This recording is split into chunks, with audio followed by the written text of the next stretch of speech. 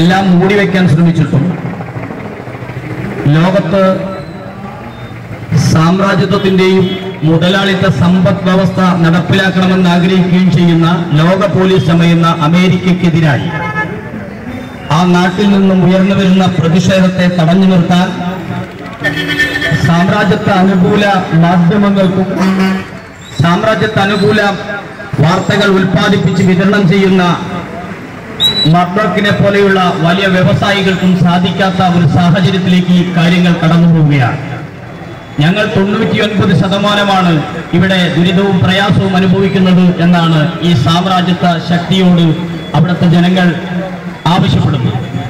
Corporate മുതലാളിമാർക്ക് അതിസമ്പന്നന്മാർക്ക് അനുകൂലമായ നിലപാട് നിരന്തരമായി സ്വീകരിച്ചതിന്റെ ഭാഗമായി ഒരു നാടിന്റെ തകർച്ച എങ്ങനെയായിരിക്കണമോ എന്നതിന്റെ കൃത്യമായ ഒരു രൂപമായി അമേരിക്ക മാറുകയാണ്.